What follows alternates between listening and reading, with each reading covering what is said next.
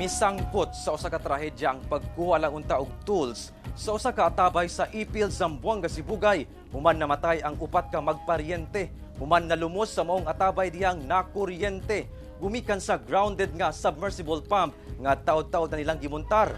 Aniya ang report. More or less. Sa kahayag sa flashlight, makita ang gilaw mo nining usa ka tabay nga matud pa, gikahulugan o gikalumos sa upat ka magparyente sa barangay Tiayon, Ipil, Zamboanga, Sibugay pasado alas 5 sa hapon adlawng Biyernes. Sige na, kay isunod na mo ban. Gilayon kining girespondihan sa LDRRMO, medical team o Bureau of Fire Protection sa maong probinsya. Sa tabang sa Specialized Rescue Unit sa VFP, hinay-hinay nga na-rescue ang upat ka mga biktima gikan sa maong tabay nga dunay tubig. Apan ang maong mga biktima, gideklara gihapon nga dead on arrival sa ospital.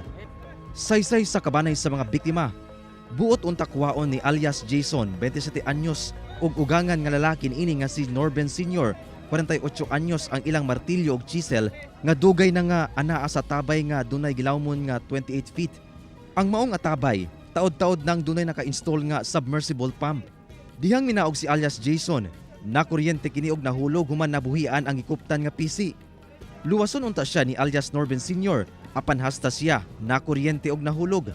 Buot sab unta silang luwason sa 24 anyos nga anak ni alias Norben Sr., apan hasta kini nakuryente og nahagbong sab. Na wala siya kanuna nga i-off ang plangka, niambak siya kay ang luwason niya hang masamong, sir. Dako gani daw lagubok pagkamata sa iyang anak, sir, bali ako pagumangkon na iyang papa niambak sa tabay, so naalimungawan siya, sir. Naapag sa iyang papa. Misulay sab og luwas ang 16 anyos nga lalaking paryente sa asawa ni alias Norben Sr. Milokso sab kini apan susama sab ang nasinatin ini sa unang tulo ka mga biktima. Daling giibot sa kabanay sa tulo ka biktima ang plangka nga konektado sa submersible pump ug nagpatabang na og rescue sa otoridad.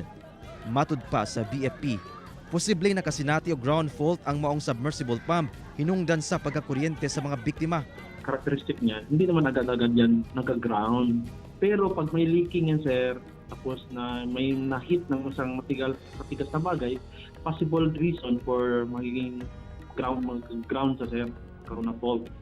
So, possible na pag ganun, magkaroon ng aksidente pag mahawakan, pwede po mag-cause ng electrocution sa human. Gitagad na sa kabanay ang patayng lawas sa mga biktima. Tambag sa BFP kalabot sa maong sitwasyon. Dapat hindi talaga magpanik at tumawag ng tulong doon sa mga authority katulad sa Bureau of Fire Protection, sa PNP, sa Special Rescue Force namin for the rescue. Kasi kung nangyari sana yon, hindi naman kung paalala lang to, maiwasan natin na yung casualty. Kauban si Bong Vicencio, Efren Mamak. 1. Mindanao.